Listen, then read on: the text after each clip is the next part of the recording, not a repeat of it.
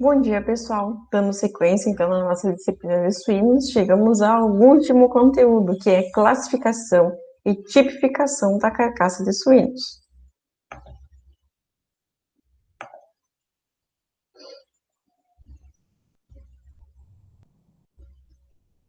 Então, o que é qualidade? Como que a gente consegue averiguar, né, estimar a qualidade da carne suína? Os principais fatores que vão influenciar na qualidade dessa carne são a formação pós-abate da carne PSA e DFD. E essas formações dessa carne se dão através do alto estresse pré-abate. Isso tudo é devido ao quê? À ausência do bem-estar animal, à ausência do conforto térmico desses animais, antes do embarque, durante o embarque e até esse animal chegar ao frigorífico. Induz a mudanças na taxa de declínio do pH muscular pós-morte, e essa alteração na taxa de declínio ao longo das 24 horas vai alterar a qualidade da carne. Essa queda diferenciada do pH pode alterar principalmente a aparência da carne, o quanto tempo ela permanece em estado adequado de conservação e as propriedades tecnológicas dessa carne, que vão estar relacionadas com a maciez, sabor, valor nutricional e o rendimento industrial dessa carne, né, para ser processada e manufaturada. As principais carnes formadas são as carnes PSA e DFD, e elas derivam de termos em inglês, que vão estar relacionados com o quê? Com a aparência dessa carne, cor e luminosidade, com a textura da carne, a estrutura da carne, a firmeza e a exsudação. A exsudação é a capacidade de perder ou reter líquido dessa carne. Então, RFT é quando a gente tem uma carne normal. E como que essa carne normal vai ser? Cor da carne vermelha brilhante, textura firme e a exsudação é considerada normal. O pH teve uma queda adequada ao longo das primeiras 24 horas pós-morte. E o pH 24 horas ficou entre 5,5 e 5,8. Essa carne vai ser ideal para realizar a comercialização in natura ou para se realizar o processamento. E o que é uma carne DFD? Ela vai ter aspecto escuro, firme e seco. Ela apresenta menos exsudação, a carne vai ficar, a água vai ficar retida nas fibras musculares. E a formação da carne DFD é causada pelo estresse crônico, cansaço, maus tratos que esses animais passaram antes do abate, em condições prolongadas, como embarque e transporte. Os níveis de glicogênio muscular são baixos no abate, e por ter esse nível baixo de glicogênio no abate, não ocorre a conversão ideal do ácido lático. E o pH final dessa carne 24 horas vai ficar superior ao que é considerado uma carne normal. Vai ficar entre 6,2 e 6,6. Já o que é uma carne PSA? Uma carne PSA ela vai ter aspecto pálido, flácido e exsudativo. É considerado um dos principais problemas da indústria, principalmente quando a gente fala de carne suína. A carne PSE, ela acomete os músculos com elevada concentração de glicogênio e faz com que a queda do pH seja muito rápida. E essa queda de pH acontece na primeira hora pós-morte, quando geralmente também essa carcaça está com uma temperatura elevada. Por que ocorre a formação, o resultado dessa carne PSE? Devido ao estresse agudo que esses animais passaram antes do abate. Ocorre uma maior perda de água, implicando uma maior redução do peso da carcaça. Ela perde por gotejamento, perde por evaporação. A seleção genética, né, que ocorreu nos suínos intensificou o aparecimento dessas anomalias. Porque antigamente a gente tratava, né, tinha os animais tipo banha, a gente fez tanto melhoramento genético que agora tem um animal com uma pouquíssima quantidade de gordura na carcaça. Temos um animal, então, tipo carne. O pernil, que antes era composto por 50% de carne, hoje é composto por mais de 80% de carne considerada magra. A seleção, né, genética acabou desenvolvendo animais altamente sensíveis ao estresse. E nos suínos a gente encontra, né, o gene alotano, que esse gene alotano, né, ocorre em animais de alta produção de carne, e que se esses animais são acometidos, né, por maus tratos e estresse, pode vir a ocorrer pós-abate a formação da carne PSE. Então, qual é a definição de carcaça suína? Animais abatidos formados por massas musculares, ossos, desprovido de cabeça, mocotó, cauda, couro, órgãos e vísceras torácicas e abdominais. Nos suínos, a carcaça pode ou não incluir couro, cabeça e pés. Como a gente calcula os rendimentos de carcaça? Então, o rendimento de carcaça é a proporção de peso vivo transformado em carcaça. O rendimento de carcaça se dá pela fórmula peso da carcaça quente dividido pelo peso vivo multiplicado por 100. Esse rendimento de carcaça pode variar, né, conforme é o tamanho dessa carcaça. Geralmente, os pesos vivos variam de 85 a 135 quilos.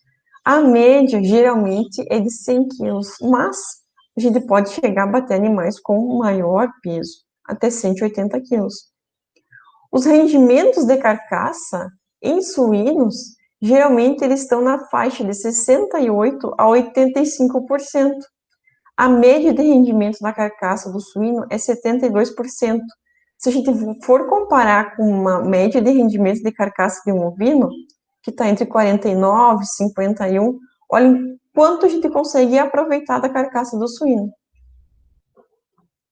E quais são os fatores que podem afetar o rendimento dessa carcaça, essa porcentagem de rendimento? O peso do abate. O peso do trato gastrointestinal, se esse animal passou por jejum, qual que é o grau de musculosidade, peso da cabeça e pés, espessura de gordura. Então, conforme o peso dos animais e o peso de carcaça fria, a gente consegue, então, estimar o rendimento dessa carcaça. A um animal pesando dos 100 quilos, apresentou um rendimento de carcaça de 79%. Um animal com peso de carcaça, peso vivo, né, ele apresentou um rendimento de carcaça de 83%. O tempo de jejum interfere, né, no rendimento da carcaça, se ele fez ou não fez um jejum, tempo de jejum adequado, porque maior tempo de jejum vai levar a um maior rendimento de carcaça.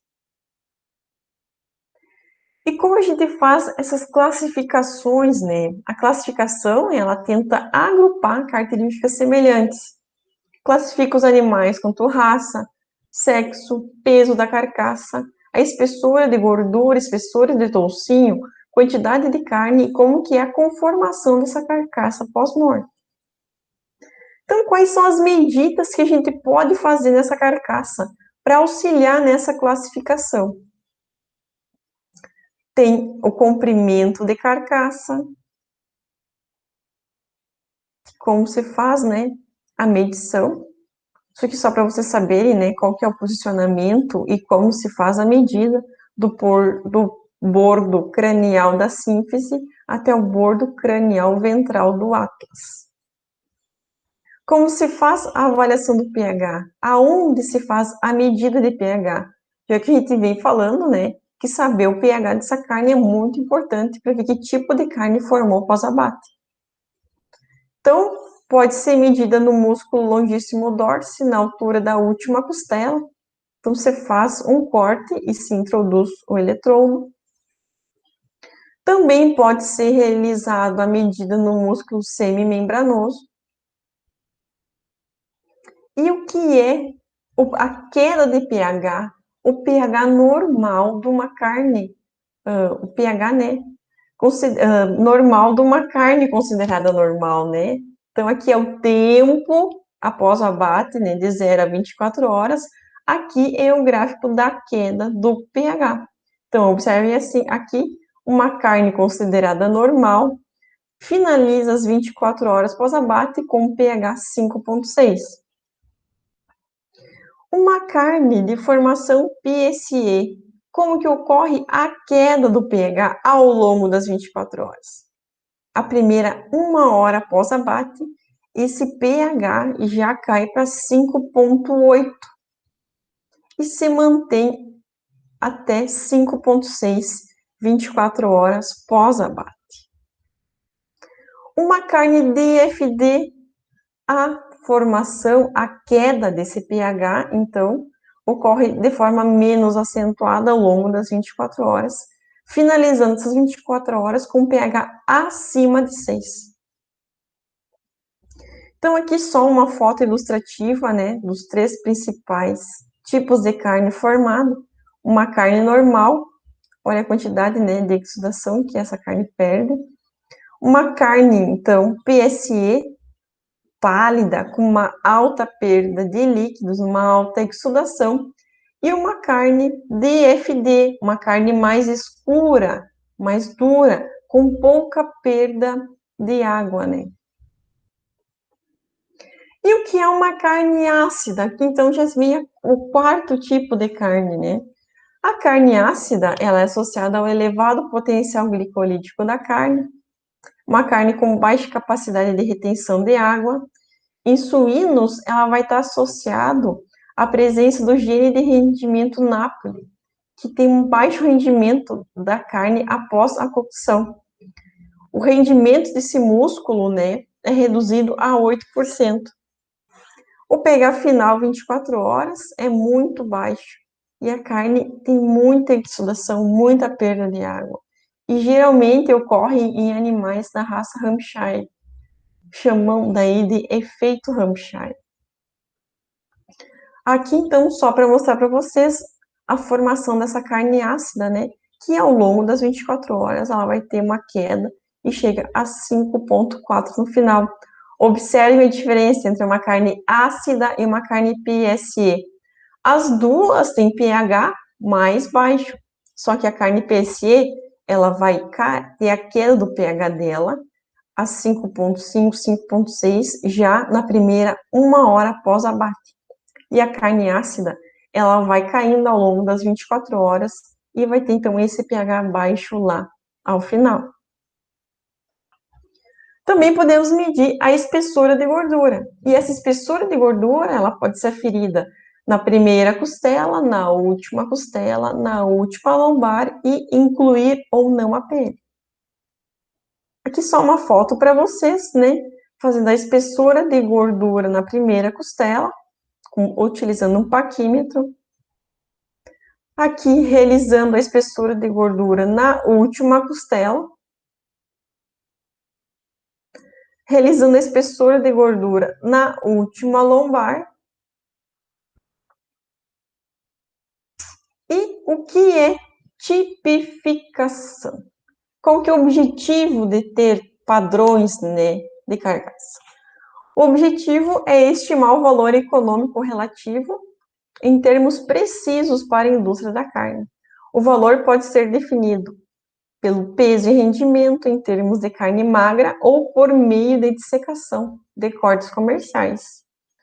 Existe a tipificação eletrônica, que ocorre através da inserção de uma pistola. Então, aqui tem a pistola, ela vai fazer inserção, né? E vai tem uma leitura após essa inserção, né? Aqui só observe, ela, né, inseriu pele, gordura, músculo. Aqui, vocês podem observar a pressão que ela fez, né, A pressão que essa pistola fez numa carne considerada normal. Aqui a gordura de cobertura, músculo e a outra gordura, né? Gordura das costelas. Olhem como que fica o gráfico, né? De pressão. Olhem quando comparado a uma carne considerada PSE. Olhem a pressão, né? Olhem como que fica o gráfico. Ele é totalmente diferente de uma carne considerada normal. Então, podem ser realizadas, né, várias medidas para ver a profundidade do músculo e a espessura de gordura. E geralmente, né, faz na altura da última costela, a 6 centímetros da linha do corte. Na altura da 10ª costela, corte entre a 10ª e a 11ª.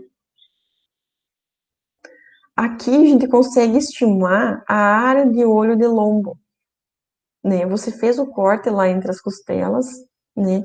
E vai gerar esse corte, né? E a gente consegue, então, estimar a área de olho de lombo. Isso aqui, para termos de pesquisa, ele é muito utilizado, porque através da área de lombo também se consegue fazer, botar em equações e ter o rendimento da carcaça. Você consegue medir a área de olho de lombo, a espessura de toucinho, né?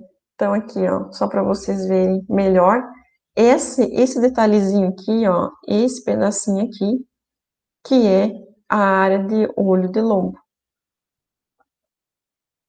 A parte, né, então, de pesquisa, você pode colocar um papel manteiga e fazer com uma caneta, ó, esse desenho.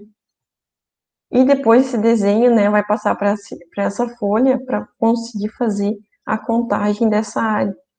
Mas também, né, existem formas mais tecnológicas, né, que você vai ter o desenho e ele vai conseguir, então, fazer a leitura. Aqui a gente também consegue estimar o comprimento do olho de lombo. E quais são os sistemas para tipificar essas carcaças, para tipificação de carcaça suína? O Brasil tem um sistema de tipificação que teve início em 64, mas só em 81 as normas de tipificação da carcaça foram instituídas pelo MAPA. Nesse sistema, estabelece uma relação entre o peso da carcaça quente, a espessura de gordura na última vértebra lombar e a primeira vértebra sacral, privilegiando carnes magras, que é que, teoricamente, né, isso não é muito prático.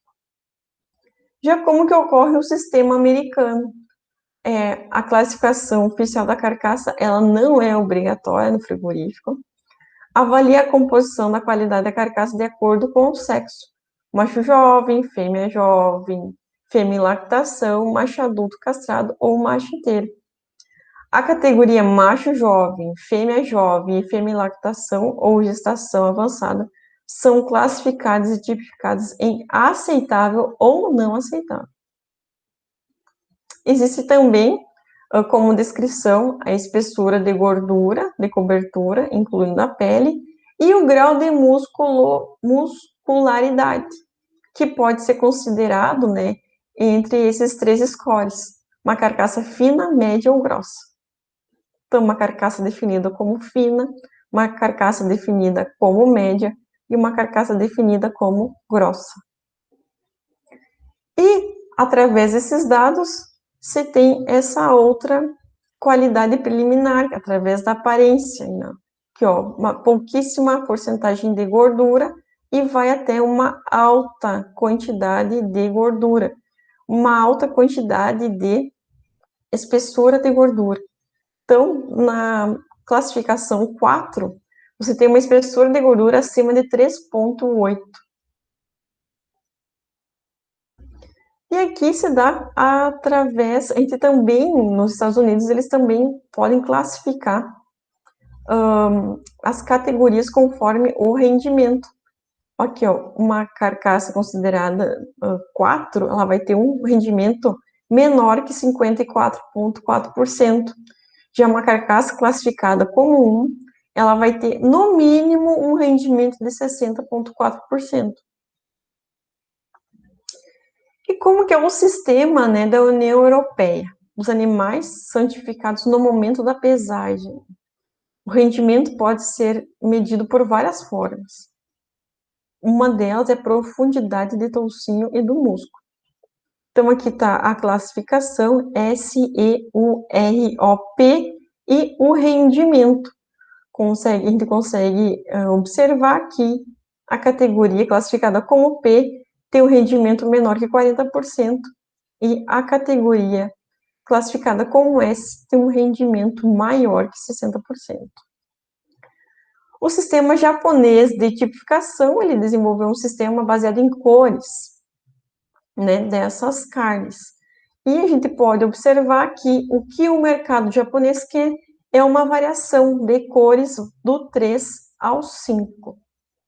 Então, essa aqui vai ser a qualidade de carne que o sistema japonês aceita.